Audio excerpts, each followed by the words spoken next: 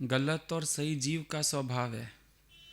गलत और सही तेरी दृष्टि है, गलत और सही तेरी इच्छा दिखाती है।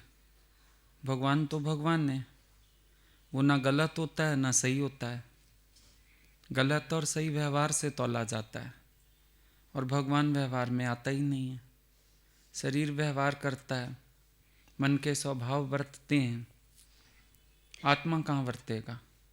आत्मा तो उतना ही शुद्ध है। अब तुम पेड़ से आम तोड़ के लाएगा तो बोलोगे कच्चा है, पक्का है, गला है। पेड़ को क्या है? पेड़ को तो कुछ नहीं है, फल को है जो कुछ है। तो ये सब जीव भाव के स्वभाव हैं। अगर इन स्वभावों से भगवान देखना चाहोगे तो कभी भगवान देख ही नहीं पाओगे। हमने आपको कभी बोला ही नहीं अच्छे में और बुरे में भगवान देखो। आपको यह कहा गया भगवान के सिवाय कुछ बना नहीं है। फिर अच्छा कौन और बुरा कौन? गुरु नानक देव जी कितना अनुभव लिख दिया। मंदा किसनु आखिए, है ही करतार। जब एक ही करतार है तो मंदा कौन है, चंगा कौन है? ये सब आपके ख्याल है। और अपने से अगर तौलते रहोगे आपकी ब्रह्म दृष्टि कभी बनेगी नहीं। जब तक हम ये तौलने का स्वभाव नहीं छोड़ेंगे हम आत्मा कैसे देखेंगे? तौलने का मतलब हुआ हम किसी के स्वभाव संस्कार में यानी जीव भाव में चले गए, और किसी को जीव देखने का मतलब हुआ हम खुद जीव हो गए। जब अगले का स्वभाव देख रहे हो तो खुद भी तो अपने स्वभाव के अधीन हो रहे हो, तो फिर आत्मा कहाँ से देखोगे? आत्म दृष्टि माने तत्व दृष्टि, जहाँ कर्म स्वभाव नाम और रूप इसका कोई स्थान है ही नहीं। नाम रूप सब जग का रूप है, तू तो अस्थि भांति और प्रिय रूप है। कर्म और स्वभाव शरीर और मन की खेचल, आत्मा का उसमें भी कोई वास्ता नहीं है। अभी आकाश में धुआं नजर आए, बिजली नजर आए, बादल नजर आए, जो कुछ भी नजर आया, क्या आकाश विकारी हो गया उसके साथ? ये सब आकाश से नीचे की बात है, लेकिन आरोपित है आकाश में, क्योंकि आकाश ऊंचा है। और ये सब खेल जब तुम्हारी धरती से ऊंचा होके होता है, ऐसे भासता है जैसे आकाश में हुआ, पर आकाश में हुआ तो नहीं। आत्मा में जीव के स्वभाव संस्कार आरोपित नजर आते हैं, लेकिन है तो नहीं। आकाश बहुत दूर है और ये तुम्हारा धुआं बादल बिजली ये तो बहुत पास है। हवाई जहाज में चढ़ के कहीं तुम जाओ तो हवाई जहाज बादलों से ऊपर चला जाता है, ऐसा दिखता है जैसे नीचे बादलों का फर्श है, हवाई जहाज ऊपर चढ़ जाता है। तो आकाश तो अभी और दूर है, लेकिन धरती से दिखता था जैसे आकाश में बादल है, तो आरोपित हुए ना, है नहीं। ऐसे मुझ आत्मा में ये नाम रूप स्वभाव संस्कार सब आरोपित भासता है नहीं, सिर्फ भास रहा है, सच कुछ और है। आत्मा इस सब से बहुत परे है। आत्मा का ये स्वभाव नहीं है, आत्मा का कोई संस्कार नहीं है, आत्मा में कोई कर्म भी नहीं है जिसको हम बोलें अच्छा कर्म बुरा कर्म, कोई कर्म भी नहीं है। तुमको बताया ना, जब रामायण में शब्द आया रावण के लिए पापात्मन, हमने गुरु जी से पूछा कि आप तो कहते हैं आत्मा में पाप पुण्य है नहीं, और इतना बड़ा हिंदुओं का ग्रंथ रामायण सालों से पढ़ा जा रहा है, उसमें तो बोला है रावण को पापात्मन। पर भगवान ने सुंदर अर्थ किया इसका, बोला पापों से आत्मा को आच्छादित करने वाला। ये नहीं कि आत्मा पापी हो गई उसकी, पर उसने अपने जीवपणे के स्वभाव में आके ऐसा तो पाप का स्वभाव प्रकट किया है जो आत्मा का स्वभाव दिखने में ही नहीं आ रहा, आच्छादित कर दिया जैसे, तो उसको बोला पापात्मन। अब नहीं तो हम बचपन से रामायण पढ़ते थे और एक निश्चय था कि रावण माना पापात्मन, पापी आत्मा है इसकी। गुरु ने सही अर्थ किया कि अपने पापों से उसने आत्मा के स्वभाव को ही ढक दिया, अपने स्वरूप को ही आच्छादित कर दिया। जैसे सूर्य से उत्पन्न हुआ बादल, वही बादल सूर्य को ढक देते, उत्पन्न भी सूर्य से हुए, फिर सूर्य को ढक देते हैं। पर सूरज को अगर बादलों ने समझो ढक लिया, तो क्या हम ये मानेंगे कि सूरज नहीं है? सूरज फिर भी है। वो बादल ही चमकते हुए दिखते हैं, वाइट वाइट नजर आते हैं, तो सूर्य तो है, लेकिन बादल आगे आ गए और कहां पर आ गए? हमारे और सूरज के बीच में आ गए। ऐसे सूर्य को नहीं ढक सकते वो, पर हमारे और सूरज के बीच में जब बादल आ गए, हमें भासने लगा सूरज बादलों से ढका गया। हम तक रोशनी सीधी नहीं आ रही ना, तो हम अगर बाहर निकलते हैं, हम कहते हैं आज तो भाई सूरज नहीं है, आज तो भाई धूप नहीं है, बादल बादल है आज, लेकिन फिर भी सूरज है, दिन तो रहता ही है, रोशनी तो रहती है। ऐसे अगर स्वभाव आ जाएं, कर्म आ जाएं, आत्मा की सत्ता से थोड़ी इनकार किया जा सकता है। आत्मा की सत्ता को समझा है अगर, तो आप ये समझोगे कि आत्मा निर्लेप, आत्मा में किसी स्वभाव संस्कार की कोई दखल अंदाजी है ही नहीं। आत्मा तो न्यारा है। ये सब अब भासने लगता है तो आप लोगों को अच्छा बुरा कहने लगते हो, लेकिन ये तो सच नहीं है। किसी को शरीर से भगवान थोड़ी ही कहना है, किसी को कर्म से भगवान थोड़ी ही कहना है। और अगर आज हम कर्म से भगवान देखने की बात करें, फिर तो शायद हम भगवान राम को भी भगवान नहीं कह सकते। रावण का हत्या किया है, अगर कर्म से ही देखते हो। भगवान कृष्ण ने कंस को मारा। अच्छा, कई कर्म ऐसे थे, कहीं मणि की चोरी की, कहीं स्त्री की चोरी की, क्या क्या किया, फिर तो वो भी भगवान नहीं हो सकते अगर कर्म को भगवान कहते हो।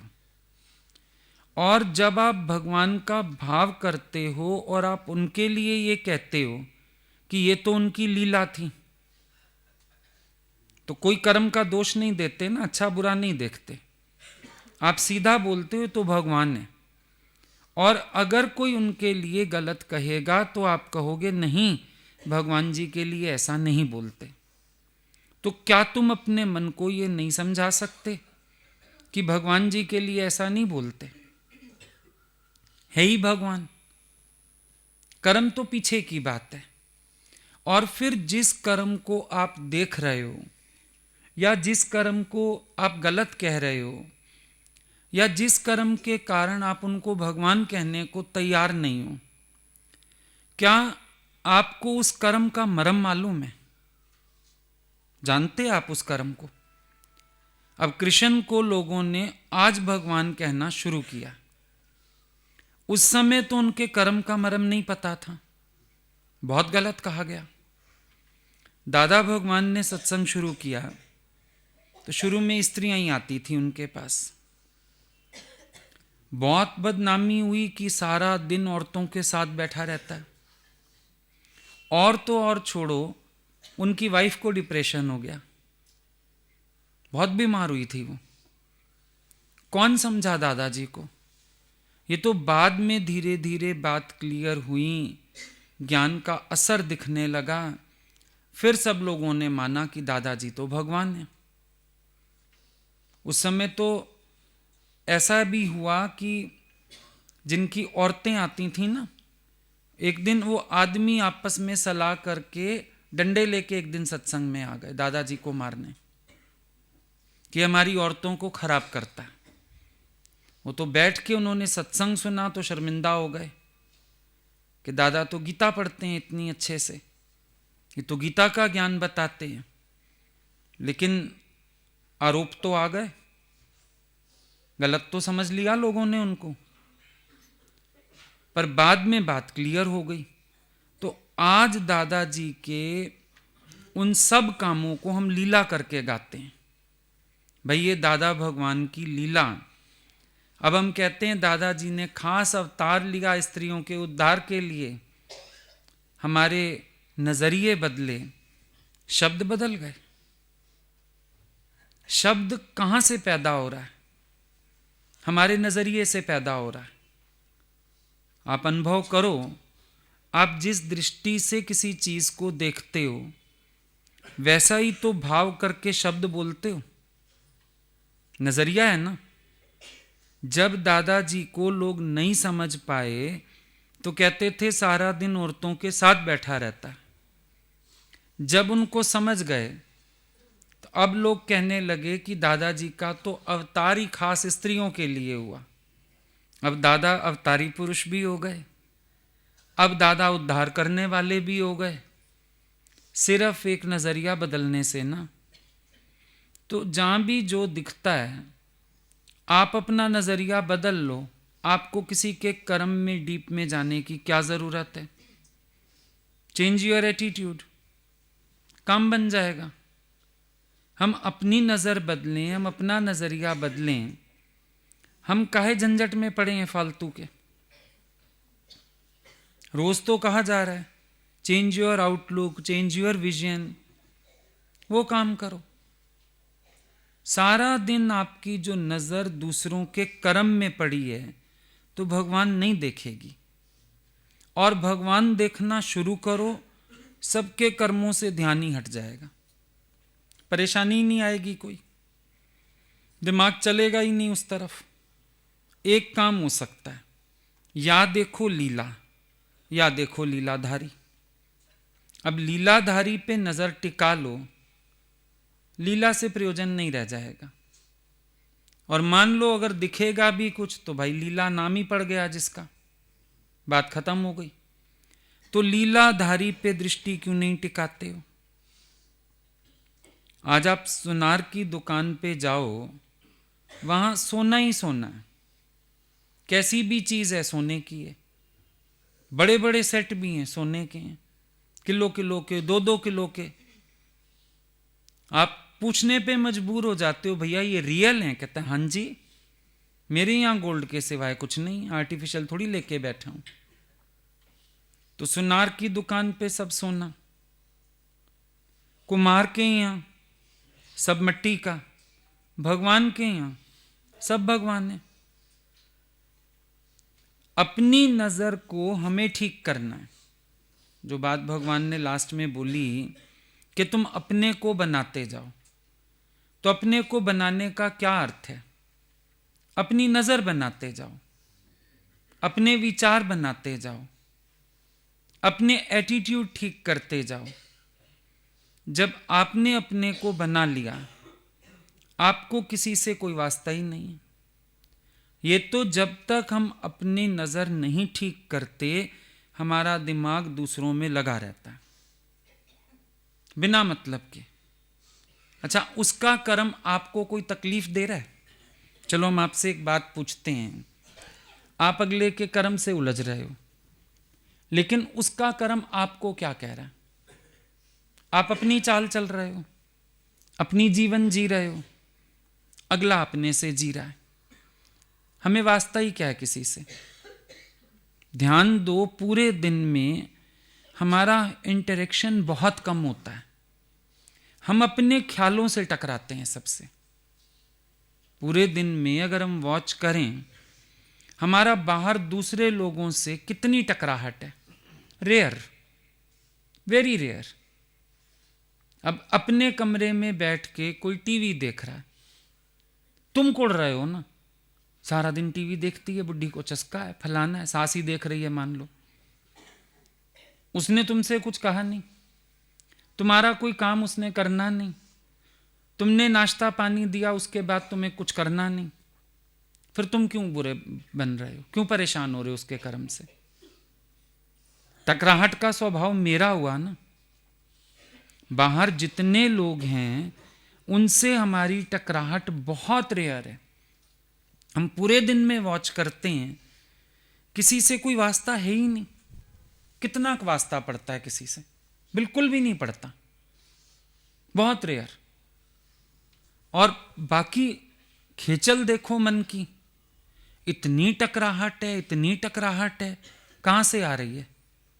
ये हम खुद एपिसोड जोड़ रहे हैं, कड़ियां जोड़ जोड़ के एपिसोड नहीं बना देते टीवी का। तुम कड़ियां जोड़ने में माहिर हो, तुम्हारे मन का स्वभाव है ये सब की कड़ियां जोड़ता फिरता है। इधर की बात इधर लगाई, इधर की इधर लगाई, एक कहानी रच ली। और क्या किया? एक कहानी रच दी ना बिना मतलब की। छोटे होते वो नहीं करते थे, 1001 लिखते थे, फिर वो बीच में डंडियां मिला के चश्मा नहीं बना लेते थे? याद है? छोटे होते करते थे ऐसे। 1001 लिखा, फिर वो डंडियां मिला दी आपस में, चश्मा बन गया। वो चश्मा है, तेरे 2 डंडियां लगाते ही चश्मा बन गया। वो तो अच्छा भला 1001 था, और चश्मे की कीमत कख ना रही, 1000 रुपया, वैसे लिखा हुआ 1000 था। वो 2 डंडियों ने खेल बिगाड़ दिया सारा का सारा। कई चीजें करते थे ऐसे छोटे होते, बिंदु मिला दिए, कहीं सितारा बन गया, कहीं कुछ बन गया। सच था? नहीं, हमने अपनी कल्पना से बस लाइनें जोड़ दी छोटी छोटी। अब जितने एपिसोड हमारे पास मन के हैं ना, हमने क्या किया है? छोटी छोटी कड़ियां जोड़ रखी हैं। वरना तो पूरे दिन में वास्ता ही नहीं किसी से। अगर मेरा मन वास्ता ना रखे, पूरे दिन मेरा किसी से कोई वास्ता ही नहीं है, वर्तते हुए भी वास्ता नहीं है। अगर अपने को खाली रखने की आदत हो, कोई बात ही नहीं। किसी का स्वभाव मेरे को कितना तंग करेगा, अगर मैं तंग ना हूं, मैं ये सोच लूं कि भाई ये तो स्वभाव है अगले का, कोई बात नहीं। What can not be cured must be endured. 10 विचार हैं हमारे पास। अगर मुझे कोई विचार अंदर पक्का हो जाए तो मुझे उसके स्वभाव ने भी क्या कहना? कुछ भी नहीं। वो अपना नॉर्मल नेचुरल, हम अपने नॉर्मल नेचुरल चल रहे हैं। लेकिन दिक्कत कहां पर है? जहां पर मन अपनी कहानी बनानी शुरू करता है, दिक्कत वहां पर है। रोज कहा जाता है कोई बुरा नहीं, भले मन के वास्ते। बात खत्म हो गई। आज कोई अगर तुम्हें गोल्ड की चीज गिफ्ट देता है, तुम गोल्ड की कीमत करते हो, चीज का नाम नहीं रखते, अच्छी दी बुरी दी, लगता है फिर भी अगले ने इतना तो किया। बस गीता में भगवान जो बार बार कह रहे हैं, अर्जुन मेरे को तत्व से जान। तत्व से जानना क्या है? तत्व से जान माना तत्व रूप शक्ति जो है आत्मा की, उसको जानो। और वो महापवित्र है, उसमें कोई बात है ही नहीं। पर आपकी नजर शरीरों से हटती नहीं, नाम रूप से हटती नहीं, आकार में विकार है, निराकार निर्विकार है। जब आप किसी का ओहदा देखोगे, आशा रखोगे, तो आपको उसका स्वभाव भी तंग करेगा। क्या पड़ोसी का स्वभाव हमें तंग करता है? असल में हम अपने ही शरीर से परे नहीं होते, किसी के शरीर से परे कैसे होंगे? दिक्कत ये सबसे बड़ी है। अपना ही देह अध्यास नहीं जाता। अगर अपनी देह से परे हो जाओ तो सबसे परे होना आसान है, पर अपनी देह से परे नहीं होते। पहले तुम बहू है तो वो सास है, तू माँ है तो वो बेटा है, तू पत्नी है तो वो पति है। तो पहले तो तुम अपने जीव भाव से परे नहीं हो, और जब तुम किसी का औहदा बना दोगे कोई, फिर तुम उससे आशा भी करने लगोगे, और वो आशा जब पूरी नहीं होगी, निराशा में बदल जाएगी, फिर तेरा मन चलेगा। तो गुरु कहता है भगवान देखो, ऐसों में कोई भगवान देख सकता है, ऐसा क्या है, ऐसा क्या है, ऐसा वैसा कोई होता ही नहीं। गजे भी राम भजे भी राम, है भी राम होसी भी राम। और क्या महापुरुषों के आगे बातें नहीं आई? कबीर जी के पास एक लड़का आया, उन्होंने चादर बुन के रखी थी। कहता है कितने की है? कबीर जी ने दाम बता दिया। चादर को बीच से फाड़ दिया। कहता अब कितने की है? बेचारे ने आधा दाम बता दिया कबीर जी ने, और फाड़ दिया। अब कितने की है? और आधा दाम बता दिया, और फाड़ डाला। अब कितने की है? कबीर जी ने बोला अब ये कितने की भी नहीं है, अब ये ना तेरे काम की है ना मेरे काम की। अधीरज तो नहीं हुए, लड़ाई करने तो नहीं गए, क्रोध में तो नहीं आ गए। तो आप भी ये चीजों का विचार करो कि आपके सामने ज्यादा में ज्यादा क्या सीन आती है, और सीन वीन कोई नहीं आती है। कोई टोक देता है, कोई थोड़ा सा बोल देता है, कोई कुछ मांग लेता है, बस आप इतने में ही आपको भगवान देखना मुश्किल हो जाता है, बस इतने में। कभी अपने से बात करके देखो, इतनी छोटी छोटी बातों के लिए आपको लगता है कि मैं भगवान नहीं देख सकता हूं। कितनी बात होती है। किसी ने तेरे से जायदाद पे साइन करा लिए, किसी ने तुम्हें मारने की कोशिश की, घर से निकाल दिया है, क्या हो गया है तुम्हारे साथ? कौन सा स्वभाव है अगले का जो इतना तंग कर रहा है तुम्हें? और स्वभाव भी किसी का निकलता है कितनी देर, कितनी देर, बहुत जरा सी देर के लिए, है ना। फिर गांठ किसने बांधी मन में? आपने। आप पकड़ के चल रहे हो, उठा के ले आए अब साथ। एक गुरु के दो शिष्य थे, एक बुजुर्ग शिष्य था और एक जवान शिष्य था। दोनों एक दिन कहीं जा रहे थे। रास्ते में देखा एक औरत नदी में डूब रही है। तो जो जवान शिष्य था वो कूदने लगा नदी में बचाने उसको। बुजुर्ग शिष्य ने बोला गुरु की मना है, स्त्री को नहीं छूना है।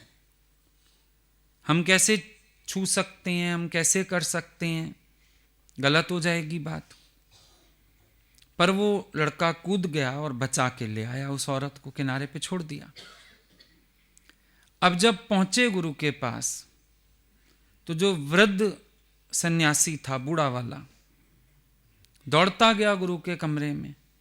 आज इसने स्त्री को कंधे पे उठाया, आज इसने स्त्री को कंधे पे बिठाया, नदी से बाहर लेके आया।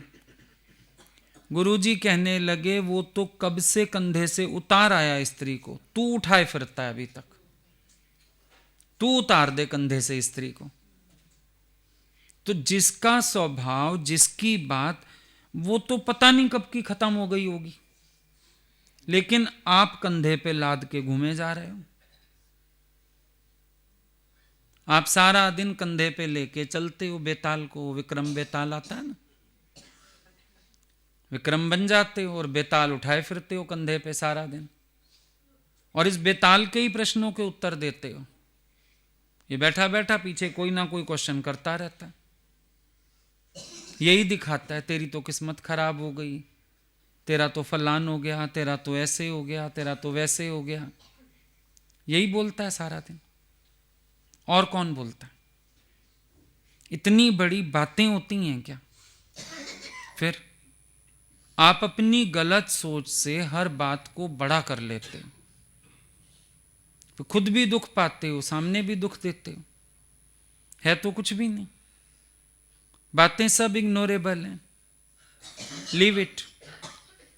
हर बात को छोड़ते जाओ, पानी पीछे करो, नाव आगे बढ़े। आध्यात्म के रास्ते पर चलते हुए अगर आपने उपेक्षा का गुण धारण नहीं किया, आप थोड़ी सी भी उन्नति नहीं कर पाओगे। मैत्री, करुणा, मुदिता और उपेक्षा, ये 4 चीजें जिज्ञासु के साथ बहुत जरूरी हैं। मैत्री माना मित्रता का स्वभाव, करुणा माना अपना आप देख के मदद का स्वभाव, मुदिता माना किसी की उन्नति देख के जेलस फील ना करना, लेकिन किसी की भी उन्नति देख के खुश होना, अंदर प्रसन्नता अनुभव होना। जैसे अपने बच्चे का रिजल्ट आता है या कुछ वो करता है तो आप खुश होते हो उसको देख के, इसी तरह से किसी की भी प्रोग्रेस देख के अंदर खुशी आए। और चौथा बहुत इंपॉर्टेंट गुण है उपेक्षा का। बहुत चीजों की उपेक्षा करनी पड़ती है। हर चीज को बैठ के ज्ञान से भी नहीं गुथा जाएगा, हर चीज के लिए बैठ के बहुत विचार भी नहीं दिए जाएंगे। कुछ चीजें ऐसी होती हैं जिनकी उपेक्षा कर दी जाती है, इग्नोर कर देते हैं उसको। जिसको उपेक्षा करनी आएगी उसी के जीवन में ज्ञान धारण होगा। जो अड़ते हैं ना जगह जगह, यहां भी मन अड़ा, यहां भी अड़ा, यहां भी अड़ा, उनको मंजिल कभी नहीं मिलती, कभी नहीं मिलेगी मंजिल अगर अड़ने का स्वभाव बनाओगे। और ज्यादातर नेचर यही होता है, हम सबसे उलझ उलझ के चलते हैं। क्या आवश्यकता है उलझने की? सीधे निकल जाओ। एक कंटीली झाड़ी अड़ती है अड़ाती है, एक स्मूथ वेल ना अड़ती है ना अड़ाती है, सीधा सीधा निकल जाती है। हमको बनना है स्मूथ वेल की तरह, किसी से अड़ने की कोई जरूरत ही नहीं है। अगला अपने से चल रहा है, तुम अपने से चल रहे हो, आराम से चलो, इग्नोर करो ना कुछ चीजों को। अब सड़क पे चलते हो, कहीं विष्ठा पड़ी है, कहीं पत्थर पड़ा है, कहीं गंदगी पड़ी है, बहुत कुछ पड़ा रहता है। हम अपना रास्ता देख के निकल आए। अगर हम आपसे पूछें क्या क्या था सड़क पे, याद है? किसी को भी याद नहीं है, क्योंकि समझा इग्नोरेबल है और इग्नोर करते हुए आ गए। और मजा ये, विचार भी नहीं देना पड़ा कि इसको इग्नोर करना है, मेरा वास्ता ही नहीं है। जब मैंने रास्ता चुना परमात्मा का, फिर मेरा इन टके टके की बातों से क्या वास्ता है? मैं क्यों उलझ रहा हूं इन बातों में? मुझे क्या लेना है इन बातों से? है कोई मतलब? अपने आप को हमको विचार करना ही नहीं आता कि जब ये चीजें इग्नोर हो सकती हैं, हम इनको पकड़ पकड़ के क्यों चल रहे हैं? क्या मेरी साधना में मदद है इन चीजों से? नहीं, मेरी साधना में रुकावट है। तो जब 4 चीजें रुकावट समझ आती हैं तो उनकी उपेक्षा क्यों नहीं है? चिंतन किस लिए है उसका? पहले तो अपने से ये पूछो, चिंतन क्यों है? क्या करोगे चिंतन करके? बहू ना देरी से उठती है, अच्छा उसके चिंतन से क्या हो जाएगा? क्या होगा? देरी से उठे जल्दी उठे, अगली की जीवन, अगली का शरीर, अगली का पलंग, अगले का दिन, अगले की रात, तेरा की। तो चल अपने रास्ते। कहीं कहीं पर वास्ता भी नहीं होता। उस दिन एक रो रही थी, बहू ऐसे करती है, देरी से उठती है। मैंने कहा खाना उसने बनाना होता है। कहती है नहीं नहीं, वो तो घर में सर्वेंट है ना, मेरे को तो टाइम से चाय भी मिलती है, खाना भी। फिर काहे रो रही हो?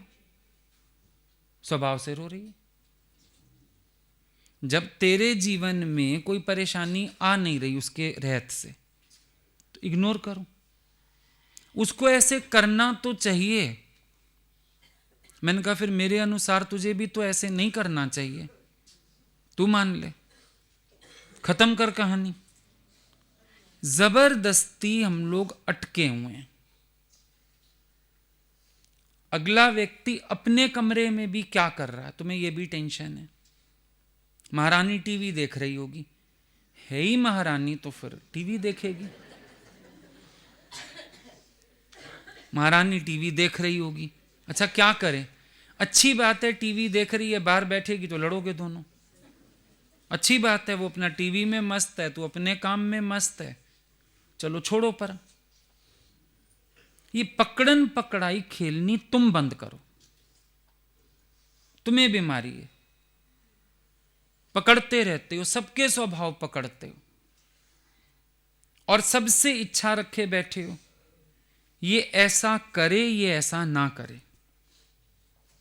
ये दिक्कत है सारी की सारी, वरना तो कोई मुश्किल है ही नहीं। जब हमारा किसी से प्रयोजन नहीं होता है ना, तो वहां भगवान नहीं भगवान है। अब यहां बैठे हो, इतने लोग आते हैं, आपका किससे वास्ता? घर जाके किसी का चिंतन आता है दिमाग में? और ऐसे देखा जाए प्यार नहीं है तुम्हारा सबसे? प्यार भी है। ऐसे ही अपने घर में चलो, प्यार सबसे रखो, वास्ता फालतू रखो नहीं, बस मस्त रहोगे, कोई चिंतन ही नहीं आएगा दिमाग में। वहां जुड़ जाते हो, अटक जाते हो, परेशान हो जाते हो, हलचल में आ जाते हो।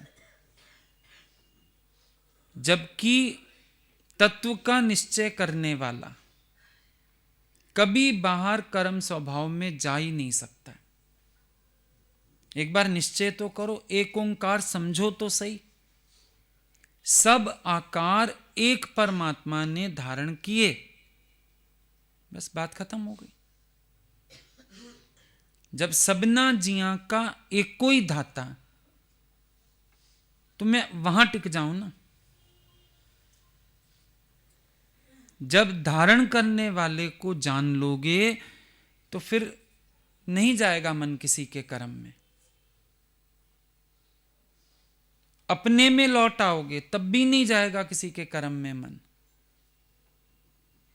और फिर भी अगर अभी बहुत कच्चापन है तो एक उपाय ये भी है, अपने आप से पूछो, अगर उसका स्वभाव की शिकायत हम कर रहे हैं तो मेरे भी तो स्वभाव अभी निकल आते हैं। इतना ज्ञान सुनने के बाद भी क्या मेरे स्वभाव पूरे पूरे वश हो गए? फिर अगले ने तो ज्ञान भी नहीं सुना।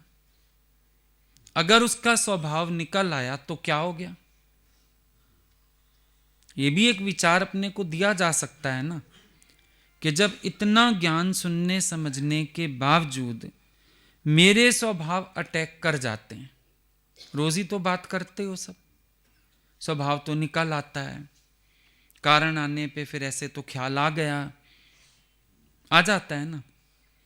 जब तुम्हारा स्वभाव ज्ञान सुनने के बाद भी वश नहीं है, अगले की शिकायत का क्या अर्थ है?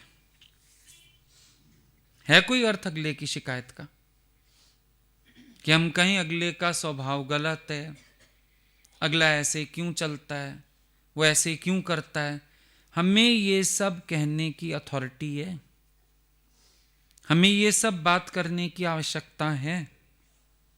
पहले मैं अपना स्वभाव तो संभाल लूं, दूसरे की तो फिर देखी जाएगी। पहले हम अपना स्वभाव तो संभालें ना। असल में अपना स्वभाव वश नहीं आता तो दूसरे के स्वभाव की शिकायत करते हैं।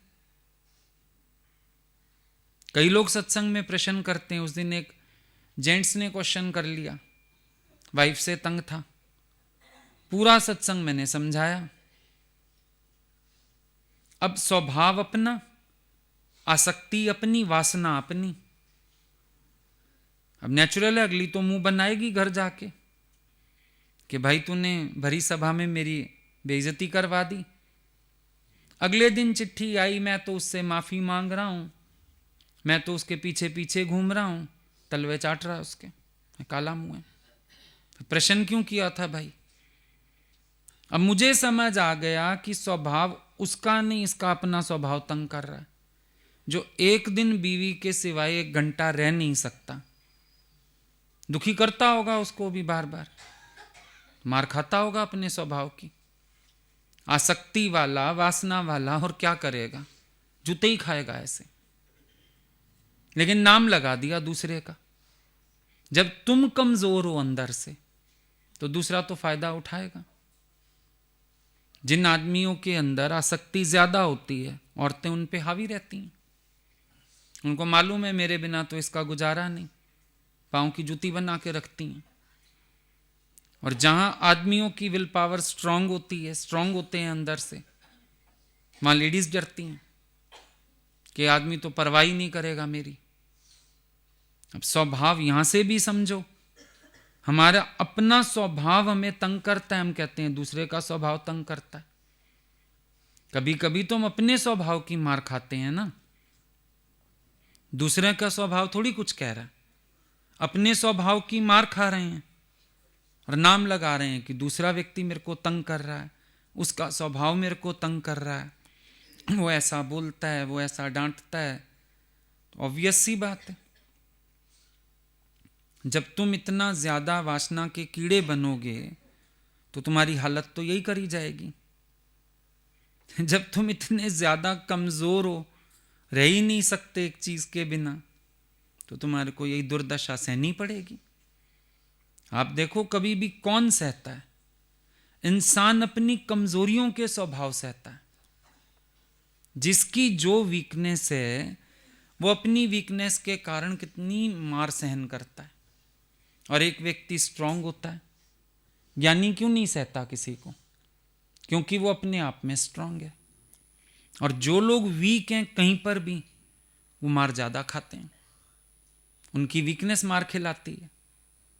मनुष्य की जो भी कमजोरी है, पिक्चरों में नहीं दिखाते, पूछते हैं वो दुश्मन का, भाई कोई तो कमजोरी होगी, उसकी बेटी कमजोरी है, उसकी गर्लफ्रेंड कमजोरी है ना? और वो फिर क्या करते हैं? उसको किडनैप कर लेते हैं। तो फिर अगला बेचारा हीरो जाके मार खाता है उनके घर में, बचाने गया, वीकनेस थी ना उसकी। ये इंसान का प्रैक्टिकल लाइफ है। वीकनेस, कमजोरियों का गुलाम है वो। कहीं ना कहीं उसकी कोई ना कोई कमजोरी है, जबकि हमारा भगवान ही हमारी कमजोरी होना चाहिए और कुछ भी नहीं। पर इंसान के पास बहुत सारी कमजोरियां हैं। जहां कमजोर है वहां पिट रहा है, जहां कमजोर है वहीं मार खा रहा है।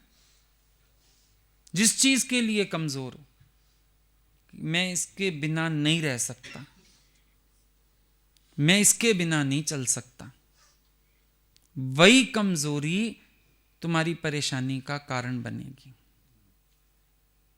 जहां भी कमजोर हो जाओगे। वैसे तो दुनिया में कहा जाता है अपनी कमजोरी कभी किसी को ना बताना, लोग फायदा उठाएंगे। पर हम लोग तो बोलते हैं अंदर कोई कमजोरी छोड़ना ही मत, कि तुम्हें मार खानी पड़े अपनी कमजोरी की। कई लोग सत्संग सुनने के बाद भी कहते हैं मेरी फलानी चीज तो मेरी कमजोरी है, फलानी चीज तो। कई लोग खाना खाने के बाद देखो मीठा कमजोरी है कितनी बेकार सी बात, पर कमजोरी है। मीठा नहीं मिले तो परेशान, अजीब सी कमजोर भी ना। हम ऐसी बातों पे हैं जो कभी कभी कल्पना में ही नहीं आती, लेकिन ध्यान दो तो कमजोरी है। एक जज के पास फैसला होना था, केस चल रहा था। जो अपोजिट पार्टी वाला था उसने बोला भाई मेरे को पता है मैं केस हारूंगा। अपने एडवोकेट को बोला कुछ कर। एडवोकेट बोला अच्छा मैं पता लगाता हूं जज साहब की कमजोरी क्या है। बड़े दिन वॉच किया, पता चला जज साहब जो कोट पहन के आते थे ना, उसका बटन यूं उंगली से घुमाते थे, मुंह में डालते थे, तब फैसला करते थे। उसने अपने मुवक्किल को बोला, जाके जहां इसका कोट ड्राई क्लीन होने जाता है ना, उसको 200-400 खिला दे और क्या ये ऊपर का बटन तोड़ दे बस। बटन तोड़ दिया गया। जज साहब आए फैसला करने, बटन ही नहीं है, आधा दिमाग तो बटन में घूम गया, फैसला गलत सुना दिया। ये इंसान की कमजोरियां। आप कमजोर हो जाते हो, कोई खाने की चीज देखी, मैं रेजिस्ट नहीं कर सकता। दादा बोलते किस चीज के बिना नहीं रह सकते तुम,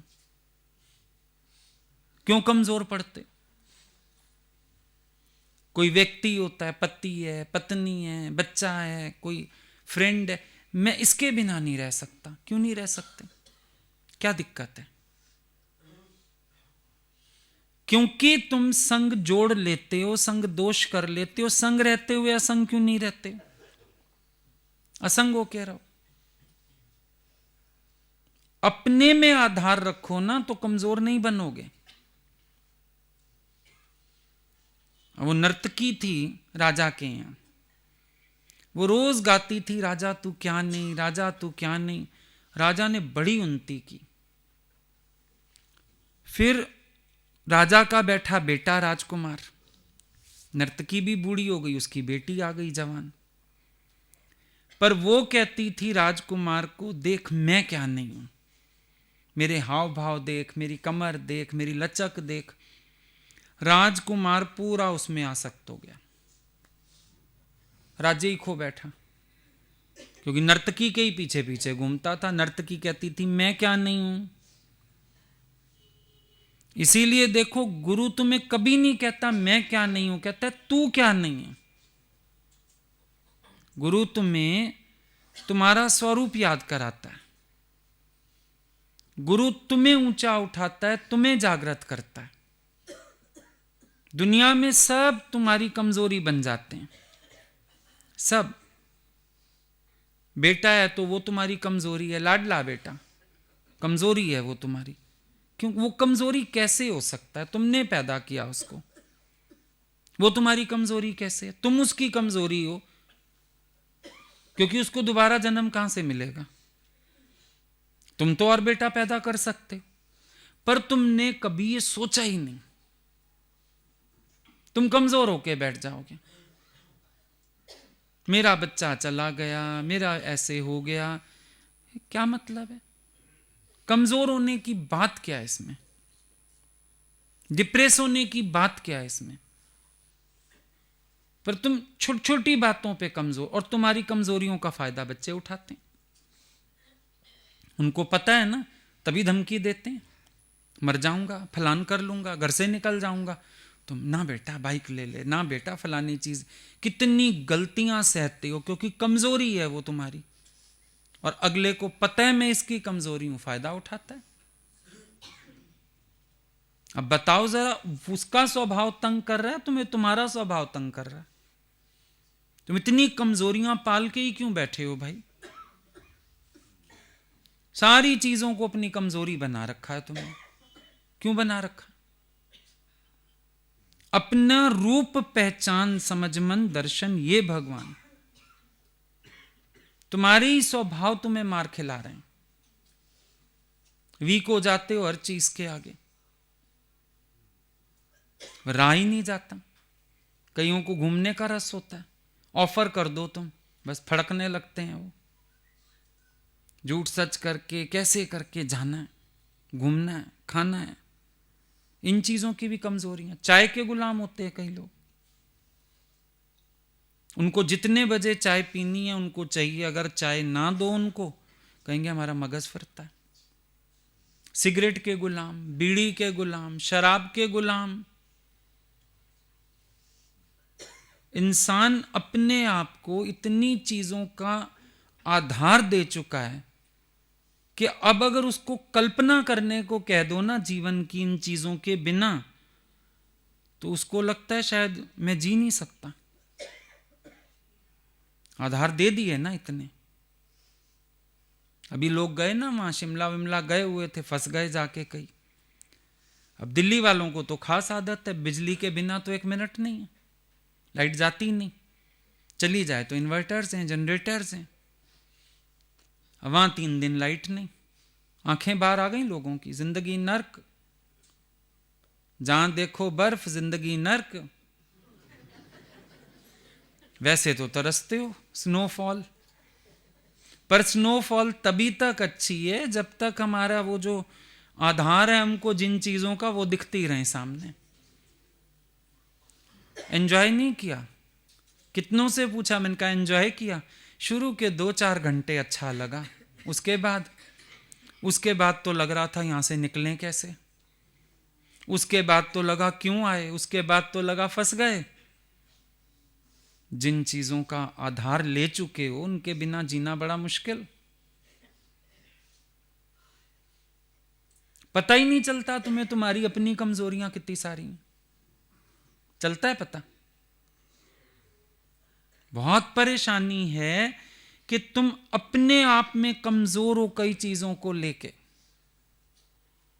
और तुम्हारी कमजोरी तुम्हें मार खिलाती है। फिर कहते हो ऐसा क्यों और वैसा क्यों। अब तुम्हारी कमजोरी मायका, पति को पता है मायके को कुछ कहूंगा तो भी चिढ़ जाएगी, जब उसको ज्यादा गुस्सा आएगा वो तुम्हारे माँ बाप पे और भाई बहनों पे ही जाएगा। तुम्हारी कमजोरी पता है उसको, और एक दिन खुद बुराई कर दो, फिर तुम्हारी बुराई करेगा। तेरी तो अपने भाई बहनों से ना बनी, तेरी तो अपने माँ बाप से ना बनी, क्योंकि अब उसको पता चल गया तुम्हारे अहंकार के आगे तुम्हारा माँ बाप भी कुछ नहीं है। तो अब वो जानता है कि तुम्हारे अपनी ईगो तुम्हारी कमजोरी है, अब वो तुम्हें वार करेगा, तुम्हारे ऊपर वार करेगा, अब माँ बाप पे नहीं करेगा वार। साधारण लोग भी ना एक दूसरे की कमजोरी जानते हैं, और मौका पड़ने पर वो उस कमजोरी से फायदा लेते हैं। ये खेल है। तो ये भी हो सकता है कि अगले का स्वभाव इतना बुरा ना हो, तुम्हारे अपने स्वभावों में ही कोई खोट हो, तुम्हारी अपनी कोई कमजोरी हो, जिसकी वजह से तुम्हें सहना ज्यादा पड़ रहा हो। तो पता चले कि गलती अपनी है, दोष दूसरे का दिया हुआ। पहले अच्छी तरह खंगालो अपने को, हम कहां खड़े हैं, हमने ज्ञान कितना जीवन में धारण किया है, हम अंदर से कितना अपने को बदल पाए हैं। और अगर आप एक बार आ जाओ ना सेल्फ इंक्वायरी में, बाहर कोई गलत है ही नहीं। जिस दिन अपनी खामियों पे नजर पड़ जाती है, उस दिन समझ आ जाता है कि बुरा जो देखन मैं चला, बुरा ना मिलया कोई, जे दिल खोजूं आपना तो मुझसा बुरा ना कोई। मेरी मैं ही बुरी है, बाकी कोई बुरा नहीं है। मेरा अहंकार बुरा है, बाकी कोई बुरा नहीं है। ये अनुभव हो जाएगा उस दिन। फिर ये नहीं कहना पड़ेगा कि दूसरों को स्वभाव इतने गलत हैं, भगवान कैसे बोलें। फिर तो अपना मन शर्मिंदा होगा, गुरु मेरी इतनी कमियां होते हुए आपने मुझे जगह दी। फिर रोज मुझे कहते हो तू ब्रह्म स्वरूप है, अपने से शर्मिंदा होते जाओगे। रोज महसूस होगा कि अरे मैं लायक ही नहीं हूं जितना गुरु प्यार करता है। अरे मेरे को तो उठा के गुरु बाहर भी निकाल देवे तो भी मैं उस लायक हूं, और गुरु मेरे को आगे आगे बिठाता है, मेरे को प्यार करता है, मेरे को जगह देता है। अपने ऊपर शर्म आ जाएगी। पर अपने को जांचा तो हो ना, जांचा ही नहीं है। दूसरे को जांचा है, अपने को नहीं जांचा है। दूसरे के स्वभाव की शिकायत भी की है, अपने स्वभाव की तरफ आंख भी नहीं उठाई है। दूसरे के स्वभाव के लिए क्रिटिसिज्म भी है, और अपने आप को तो ऐसे माफी दे के बैठे हैं जैसे दूध के धुले हों। पहले ये दोष तो निकालो ना अपने अंदर के, कितना दोष लेके बैठे हैं और हम दूसरों को ही गलत गलत कहते जा रहे हैं। और अगर सचमुच शुद्ध हो, खरे सोने हो, तो सोने बेचारे को तो देखो खोट को संभाल लेता है अपने में। कोई भी जेवर बनता है शुद्ध सोने से, खोट मिलाना पड़ता है। पर सोने की बढ़ाई देखो, खोट छिपाए पड़ा है, बिल्कुल छिपा दिया खोट, सोना ही सोना जाहिर है। और जब अलग भी करना हो, बेचारा अपने रोम रोम में समाये पड़ा है, खोट को पहले जलेगा, गलेगा, कहीं जाके खोट अलग होगा। ये संत स्वभाव। क्यों कहते हैं सोना सज्जन संत जन टूट जुड़े 100 बार, दुर्जन कुंभ कुमार के एक धक दरार। दुर्जन व्यक्ति है, एक धक से दरार आ जाए जिसको, पर सोना सज्जन संत जन टूट जुड़े 100 बार, फिर जुड़ जाता है सोना। खोट संभाल लेता है अपने में, खोट प्रकट ही नहीं करता है, प्रकट अपनी अच्छाई कर देता है, खोट को समेट लेता है अपने में। चलो मान लिया आप बड़े अच्छे हो, खरे सोने हो, बहुत अच्छे हो आप। फिर जब आप इतने अच्छे हो तो किसी का खोट संभालो ना अपने में। चिंतन क्यों, चर्चा क्यों, जाहिर क्यों करना अगले का खोट? अगर तुम इतने ही अच्छे हो, संभालो अपने में खोट, क्या हो गया? इग्नोर कर दो अगले के खोट को, क्या हो गया? हटा दो दोष सामने वाले का, क्या हो गया? बड़ी दिल कर लो। शुद्ध चीज हमेशा अशुद्ध चीज को स्थान दे लेती है। ये स्वभाव देखना, दूध में पानी मिलाओ, दूध ही नजर आएगा, पानी नहीं नजर आएगा, है ना सच? और पानी में दूध मिलाओ, मरा पानी अपनी जात दिखाएगा, दूध कम दिखेगा। देख लो तुम, गटर में घी गिराओ, दूध गिराओ, गटर अपनी जात दिखाएगा। अच्छी चीजें हमेशा अपने अच्छे स्वभाव को प्रकट करके किसी का खोट भी संभाल लेती हैं। ये सब अच्छी चीजों की बढ़ाई है। झील में पत्थर फेंक दो, कचरे की थैली फेंक दो, छिपा लेगी उसको, नीचे तड़े में बिठा देगी अपने, ऊपर झील साफ साफ नजर आएगी। देख लो, ये होता है संत स्वभाव। क्या हो गया, है भी किसी का स्वभाव तो आज गुरु नहीं हम सबके स्वभाव ढक के बैठा। अगर गुरु भी हमारे एक एक स्वभाव की बात करने बैठे हमसे, हम इतने शर्मिंदा हो जाएंगे, इतने शर्मिंदा हो जाएंगे, बोलेंगे गुरु हम बैठे कैसे यहां पर, मैं तो जा रहा हूं, मैं नहीं बैठ सकता हूं। लेकिन हमारे सब खोट स्वभाव सब छिपा रखे हैं गुरु ने, और हमें प्रकट कर रखा है। ये तो बहुत अच्छे हैं, ये तो ये काम बहुत अच्छा करते हैं, ये तो फलानी सेवा बहुत अच्छी करते हैं। क्या क्या प्रकट किया है गुरु ने, किया है नहीं किया? और सब खोट हमारे छिपा दिए। अगर वो हमारे खोट की चर्चा करे, कोई हमारी तरफ थूकना भी नहीं चाहेगा। पर खुद गुरु तुम्हें कुछ भी समझाए, लेकिन दूसरों की नजर में तुम्हें कितना ऊंचा उठा देता है। जहां जाते हो सब प्यार करते हैं, तुम्हारा ज्ञान सुनते हैं, तुम्हें अच्छा समझते हैं। ये उसका स्वभाव हुआ ना। फिर एक क्रीम आती है ना, वो भी तुम्हारी बदसूरती छिपा के खूबसूरती प्रकट कर देती है। करती है ना। ऐसी ऐसी क्रीम ले आते हो या वो फेशियल करा लेते हो, भाई क्रीम ने चेहरा चमका दिया, दाग छिपा दिए। तुम इतने भी समर्थ नहीं हुए सत्संग सुन के कि किसी के खोट छिपा दो और उसका तत्व रूप भगवान प्रकट कर दो। इतना भी नहीं सीखे सत्संग में बैठ के। स्टोर हाउस होता है, उसमें सब गंद डाल के बाहर दरवाजा बंद कर देते हो, पर्दा और टांग देते हो सामने। कोई कहता है इधर स्टोर हाउस है, छोड़िए। सारे घर का कचरा उस बेचारे ने, छोटे से स्टोर ने संभाल लिया, एक छोटी सी परछत्ती ने संभाल लिया। हम इतना भी ना सीखे अगर, तो फिर हमने क्या सीखा? इतनी बात सीख जाएं,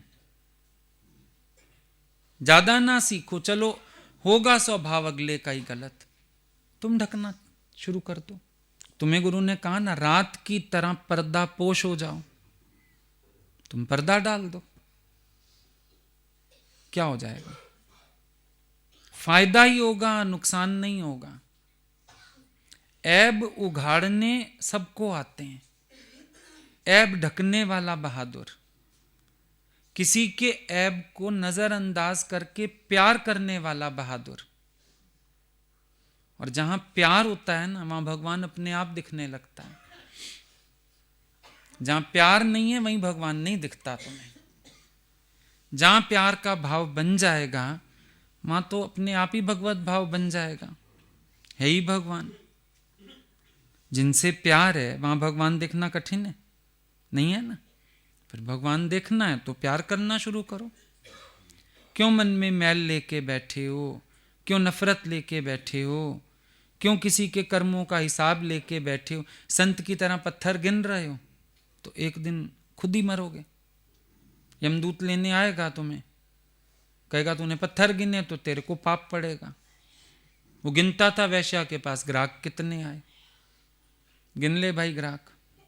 वैश्या संत का चिंतन करती है कि मैं कैसी गंदी हूं और ये कितना अच्छा है, और वो बैठ के पत्थर गिनता है। वैश्या को दिखाता है, देखा इतने आए तेरे पास कस्टमर। वो उस दिन से शर्मिंदा हो गई, धंधा बंद कर दिया। पर संत अपने अहंकार में। तो आप सत्संग भी सुनते हो, संत भी हो, सुनाते भी हो, और अहंकार में भी हो। पत्थर गिन रहे हो ना दूसरों के, तो अहंकार ही तो हुआ। क्यों गिनना किसी का पत्थर? क्यों चुनने किसी के कर्म? तुम्हें क्या चाहिए? छोड़ो परे। हर चीज को इग्नोर करके, किनारे करके, और अपने निश्चय में आओ। अपना निश्चय जरूरी है, बाकी सब बातें तो छोड़ दो परे। गंगा नदी में कितना सामान लोग डालते हैं, सब बहा के फिर साफ हो जाती है। कहीं से सीख लो। सूरज देवता भी निकलेगा, कितनी कीचड़ हो, सब सुखा देगा। कितने कपड़े धो के आए होगे, सब सुखा देगा। हम भी कोई ऐसी शक्ति प्रकट करें, सबके अवगुण, वैर, विरोध सुखा दें, ना पड़े इन पचड़ों में, कोई फायदा नहीं। मन खराब होगा, ज्ञान की वृत्ति खंडित होगी, आत्म अभ्यास छूटेगा, और अगला फिर भी वही का वही रहेगा। तुम्हारे कंप्लेन करने से क्या अगला चेंज हो जाएगा? नहीं। हम शिकायत कर लेंगे, किसी को बुरा कह लेंगे, क्या अगला बदल जाएगा इससे? बल्कि प्यार में कोई बदल सकता है, इस तरीके से तो कोई बदलेगा भी नहीं। और मन ही मन कितना कर्मों की गांठ, पहले उसके स्वभाव से तंग हो, फिर इतनी कर्मों की गांठें मार रहे हो, उसके साथ फिर आओगे जन्म मरण में। क्या अक्लमंदी का काम कर रहे हो? मूर्खता कर कर के इंसान अपने को अक्लमंद कहता है। यही तो सबसे बड़ी बेवकूफी है। दादाजी कहते हैं तुम शिकायत कर रहे हो, पड़ोसी की ना छत पे कूड़ा पड़ा है। बोला पहले अपनी दहलीज देख, तेरी दहलीज पे कूड़ा पड़ा है। उसकी तो छत पे कोई चढ़ेगा तो देखेगा भाई छत पे कूड़ा है, पर तेरी दहलीज तो आते जाते को नजर आ रही है। पहले अपनी दहलीज तो साफ कर ले। तो शिकायत कर रहे हो दूसरे के स्वभाव की, पर यह विचार कर लो कि तुम भी तो सत्संग सुनते हो, क्या तुम्हारा स्वभाव होना चाहिए कि दूसरे के स्वभाव का चिंतन करो? तुम्हारा स्वभाव होना चाहिए दूसरे के स्वभाव में मन रखो। तेरी तो दहलीज पे कूड़ा हुआ, पहले अपनी दहलीज साफ करो, अगला अपनी छत देख लेगा। तुम्हें टेंशन लेने की जरूरत नहीं है। जो ईश्वर तुम्हें समझा सकता है उसको भी समझा देगा। तो अपनी अपनी चाल चलें, अपना अपना रास्ता पकड़ें, और जो इग्नोरेबल बातें हैं उनको इग्नोर करें। ठीक है।